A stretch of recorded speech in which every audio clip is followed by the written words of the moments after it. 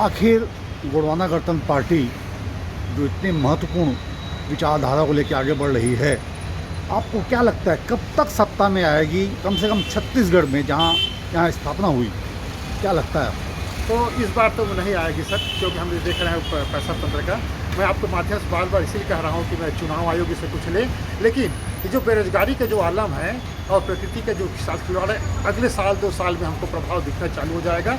तो हमारा अगला जो भी विद्वान है गोंडवाना गणतंत्र पार्टी की बस प्रभाव में ना आए कि मेरे प्रभाव में आकर के, मैं विद्वता की बात कर रहा हूँ, मैं एक पढ़ा लिखा इंजीनियर बात कर रहा हूँ। मैं आज गोंडवाना गणतंत्र पार्टी से जुड़ा हूँ, चूँकि उसके साथ मेरा विचारधारा मिल रहा है ना। ये विचारधारा अगर कांग्रेस के आते तो उससे मिलता, भाजपा से उससे मिलता, लेकिन मुझे साफ साफ दिख रहा है वो सिर्फ राजनीति की बात है, कैसे एनी हाउ हम सत्ता में आए और भ्रष्टाचार करें। आज भाजपा बोलती कांग्रेस भ्रष्ट है और कांग्रेस बोलती भाजपा भ्रष्ट है। आम आदमी पार्टी जो ईमानदारी के नाम पे आज आई थी, आज वो भ्रष्टाचार में लिप्त होकर के आज लोगों के बीच से मतलब है ईमानदारी की परिभाषा को बदल के रख दिया है।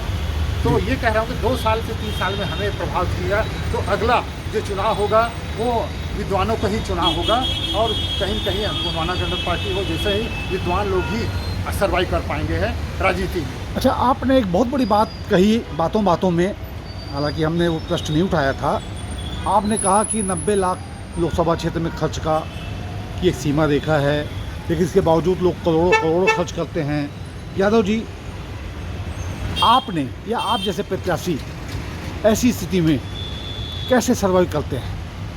नहीं कर सकते, सीधी बात है कि जहाँ पैसा तंत्र की बात हुई ना, तो या तो फिर हमें भी वही रास्ता अपनाना पड़ेगा कि जो ब्लैकमेल करते हैं ईडी का, सीबीआई का, और लोगों को हम आरटीआई का ये करें कि उनका जो उजागर करने के ब्लैकमेल करके हम पैसा इकट्ठा करें फिर खर्च करें। पर ये देखिए, कांग्रेस भी करोड़ रुपये खर्च करी, भाजपा भी करोड़ खर्च करी, तो गोंडवाना भी करोड़ खर्च करें, लेकिन वही बात आ गई कि जनता के साथ सब छल ही करेंगे वाली बात हुई। वही जो ईमानदारी से उनको सही सरकार दे सकती, जो पैसा बिना खर्च किए अगर सरकार में आती है तो करोड़ों खर्च करके जो आएगी वो कहीं कहीं उगाही का ही काम करेगा। अच्छा, दादा हीरा सिंह मरकाम से क्या कभी आपकी मुलाकात हुई थी? उन यादों को कृपया हमारे पाठकों को बताएं, दर्शकों को बताएं आप। मैं दादा हीरा सिंह मरकाम अभी हमारे बीच से 2 साल हो गए हुए, मैं पार्टी में 5 साल जुड़ा हुआ हूँ। तो मेरा उनसे रायपुर में जब भी आए थे हमारे कार्यालय में, उनका बात हुए और वो भी मेरी बातों से प्रभावित हुए, क्योंकि मैंने उनका विचारधारा तो मैं जानता था, मैं अपना विचारधारा को किया हूँ कि जो उनका जो 1 से 10 को बोलो, 10 को 100 को बोलो, जो विचारधारा को करें उससे वही अच्छे प्रभावित हुए थे। इसलिए वो मेरे को एक तरह के पार्टी में प्रवक्ता के रूप में उन्होंने मुझे जोड़ा दिया जी कि आप जैसा आप मेरा नॉलेज के और से होकर के उन्होंने मुझे प्रवक्ता के रूप में ही प्रदेश के में उन्होंने मुझे बैठाया। पर अब देखिएगा कि मैंने आप प्रेस कॉन्फ्रेंस कर दिया, क्योंकि हर जगह पैसा की जरूरत होता है, पर हर जगह हम लोग पैसे में नहीं जा सकते हैं। तो इस तरह के कुछ पत्रकार वगैरह जो आए जो ईमानदारी से हमारे बातों प्रकट करें, तो उसके लिए मेरा भी स्वागत है और उनको निवेदन है कि पत्रकार जो है ईमानदारी से अपना दायित्व निभाएं।